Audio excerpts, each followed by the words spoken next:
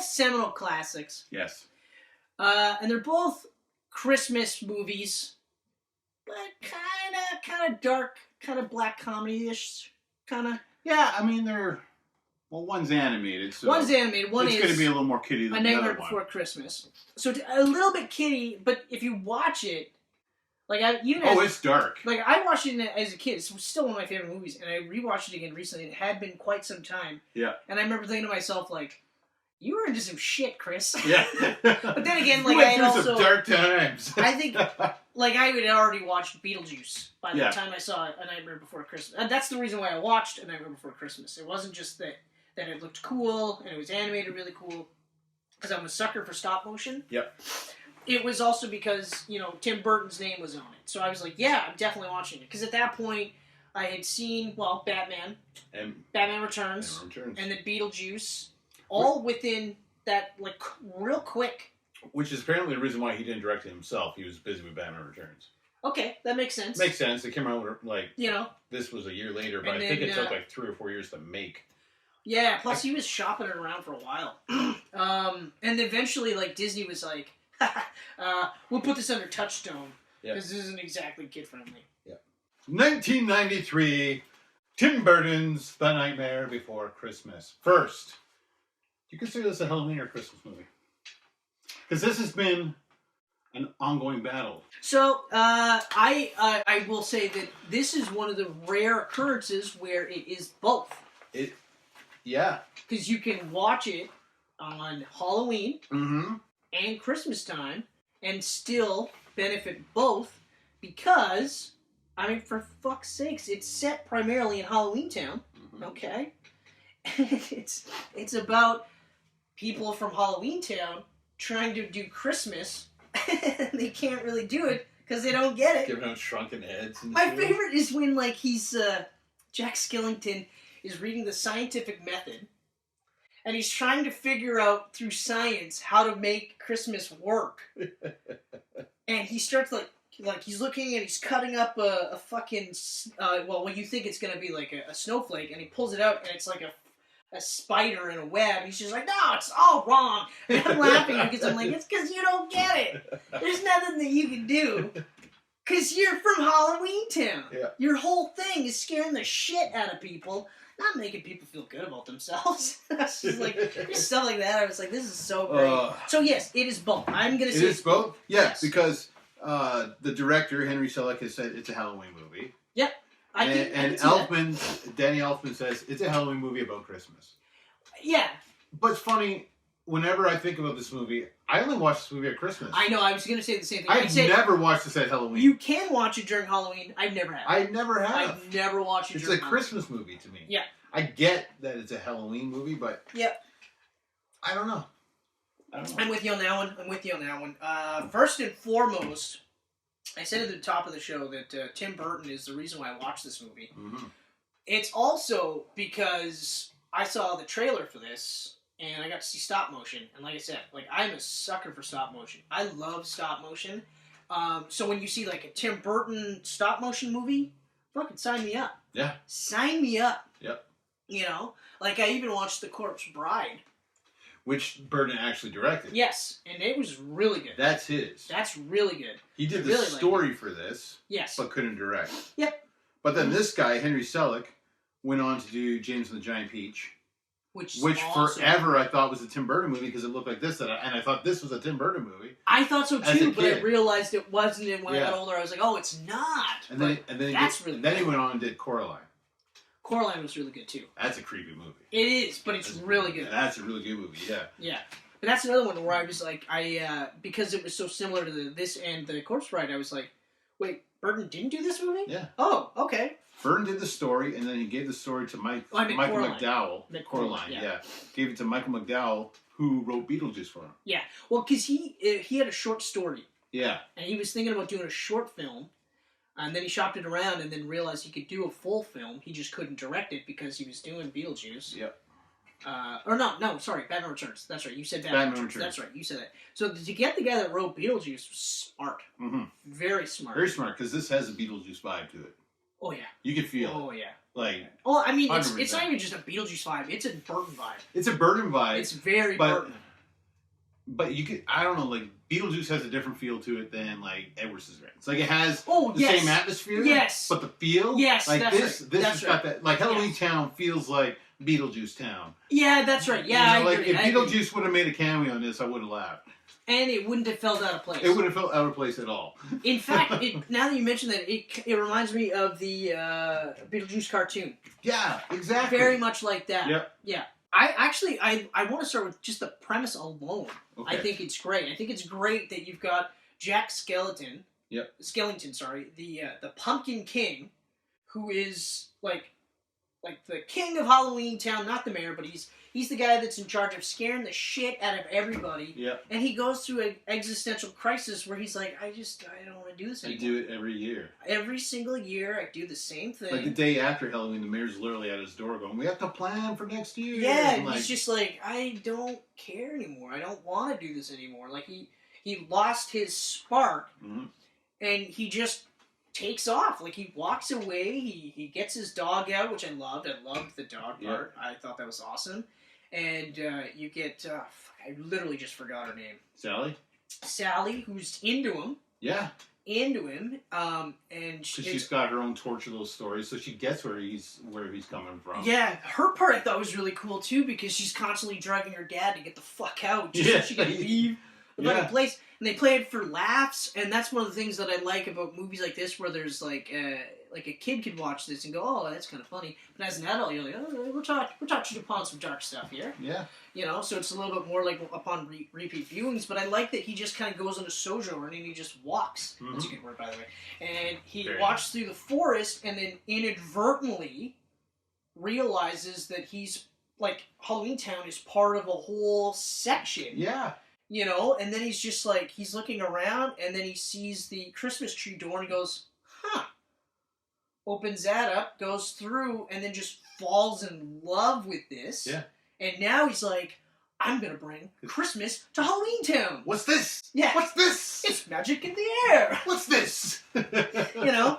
And I was like, oh, man. Like, and the fact that it's a musical, you know, as a Disney kid was just right up my alley, too. Yeah. Like, even now I'm a Disney kid, true and true, and I'm just like, I'm actually glad that we got the Disney app, because this was a hard movie to find without downloading it.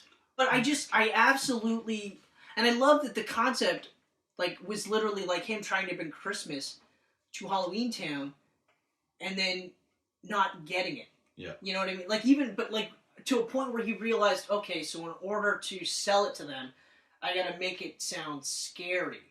So, watch out for Santa Claus. You know? Sandy Claus. Yeah, Santa Claus, and you're just like, okay, alright, like, a little bit of awareness where he's just like, okay, like, this might, and then even, like, with Sally going, like, don't do this is not gonna work, this is gonna fucking, like, everything's gonna be fucked up, he's like, shut up, it'll be fine, don't even worry about it, it'll be great, now make my jacket, okay? I love the animation so much. And you know what, it's aged so great, it's still, I watched this again last week. It looks so great. It looks so good still.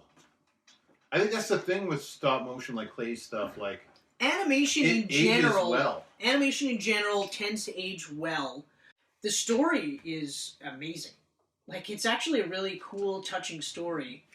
It's amazing because at that time there was nothing like it, and honestly, there hasn't really been anything like it since. Just gonna say, like, it stands on its own. This is a very clever original story that you can't really. I mean, even the premise, like, you got a guy who is from Halloween Town, who literally does nothing but scare the shit out of people every year, comes across Christmas Town and says, okay, let's bring it to Halloween Town. But then I also like where he says to Santa, he's like, hey man, you know what, we're going to do Christmas this year. You don't got to worry about shit. Yeah, he thinks he's doing the guy a favor, right? And Santa's just like, no, it's cool, no, I got this, I got this. No, guys! Take care of him. Make sure that he's well taken care of. We got Christmas. They throw him in with Oogie Boogie. What are you doing? And then instead of, like, putting him in a safe place, they put him in with Oogie Boogie. Yeah. Probably my favorite song, actually. Yeah. The whole thing. I like all the songs. Like, I don't know. I'm a What's This fan. What's This is really good. Like even now, when I think about it, I think about A Nightmare and I go, what's this? What's this? And it's always the first thing I start singing. That's right. That's right. Voice acting is great in this movie. The voice acting is so good. There's actually 2 voices for Jack. Yeah. There's Chris Sarandon doing the voice. Which blew me away. And then Danny Elfman doing the singing. That actually really surprised me. When I saw him in the credits, I was just like, oh, yeah. That's right. It's really cool. Yeah. Catherine O'Hara did Sally. Another... She did Beetlejuice. I was going to say, so another it's just a big, it's a big Beetlejuice reunion. Oh, yeah. Yeah. But I like how, like, everything feels iconic almost. Like, Jack and Sally got these really cool looks to them where you'll recognize it wherever. You can see a shirt, like a black shirt with just a silhouette of Jack's face on it. You go, Nightmare Before Christmas. You know what I love? I still love that one shot where they almost always have it, where it's like A Nightmare Before Christmas, and there's that scene where like he's walking down that mountain that's uncurling as he walks. Yes, I love that shot. And he's got his dog with him too. Yep. That for me is the iconic shot. Yeah. And even as he was doing it, like I forgot that it unfurled like that. And I was just like, oh yeah. I love like when they do these little touches where you could tell that they thought about these things. Mm-hmm. And they said, wouldn't it be really cool if as he's walking it went like this? I guarantee you. Like, and then it curls back up. Yeah, and then people were like, yeah. And then somebody went, and when he's off it, it curls right back up. And they're like, yeah. And like I feel like that's the excitement that they were all having when they were storyboarding it. And it was just like, oh man. But like the supporting characters, I feel, are just as iconic looking. Exactly. The mayor, the evil scientist, Oogie Boogie. But then even Santa's got like this very Burton-ish iconic look to him. Like there's never been a Santa like that. I forgot exactly. When I seen him, I went, oh fuck, that's right. Yeah. He's a Burton Santa, but he's still Santa. Yep. You know, but what I love too is that he, just like Christmas Town, is very clean, very like just like straight lines, no nothing out of place. Whereas like it's all dingy. I even like that Sally's like sewn together. Yeah. You know, like when she jumps out the window and just kind of like sews herself back up. Uses her body parts for things. All right, that's awesome. Or even like fucking when her dad grabbed her arm and was just like she's smacking him. Yeah. With her arm, not even attached to her. I was like, man, this is so Or when she uses her leg to draw an Oogie Boogie. Yeah. Meanwhile, she's up here trying to free up Santa. Like. That was funny. It's so good. Or even like something as simple as just, she's like, I'll be back. And he's just like, yeah, to get your arm, right? Yes. Like, well, yeah, of course I would want my arm. But I don't want to live with you. Why do you think I keep drugging you? So good. Yeah, but like really good looking characters. But I like how like it has a very indie feel to it at the beginning. Oh, yeah. Like it feels small. Like an indie movie would. Yes. But the end of it where he's flying around and the tanks are shooting him. Exactly. Like all of a sudden it feels epic, like big and scope. I actually hadn't seen it in so long, so I forgot that it escalated to that part. Yeah. Where like he's doing the Christmas thing and I was like, oh fuck yeah, I forgot about that. And they're trying to shoot him down and he's got the beard. And he's still Jack Skellington, but in a red coat. Yeah. Like, this is crazy, but it's so funny. It's just like, oh man, but I was like, yeah, wow, this is crazy. The Santa imposter, Santa hasn't been seen, Christmas may be canceled all year, and then showing all the kids like crying. Exactly. And they get all these like weird fucking gross gifts. Because they're not in Halloween Town, so they're just like... The snake swallowing the tree. And the kids just... I was like, oh my god, like, it's so fucked. Timmy, what did you get? Turns around the shrunk head. I remember from the trailer. Just like... I remember from the trailer, that scene where it's just like... And you're just like, oh my god! So funny. Oh my god, so funny, but so great. Yeah, that's pretty much all I have for notes. I was like, man, this is just so great. It's just an enjoyable film. I like, you feel great watching it. Yeah. Like, big smile through the entire movie. I was just like, oh yeah. And I love that it's like, it's only like 70-something minutes. It's short. Yeah. So it moves. Exactly. Never once does it slow down and like... Not at all. I didn't look at my phone once. No. And it's sad, but these days, if you don't look at your phone during the movie, you know it's a good movie. Yeah. It's basically how I judge a movie these days. But I feel like I have to quickly look at my Facebook, even though I don't need to. Well, then there's something wrong with the movie. Yeah. Oh, yeah. It's not pulling me in the way it should. 100% agree. So The Nightmare Before Christmas. Short, A Nightmare Before Christmas is an amazing Christmas movie. Yes. It's a great Halloween movie, too, but I don't think I'll ever watch it at Halloween. Yeah, I said it, and I'll say it again, yes, you can definitely watch this at Halloween. Yeah. However, I will never do that. I mean, I'm with you. I'll watch Beetlejuice and Sleepy Hollow at Halloween. 100%. But this is a Christmas movie. I encourage that. And then when you're done watching around Halloween time, watch them every other time because they're great movies in general. They're just great movies in general. Absolutely.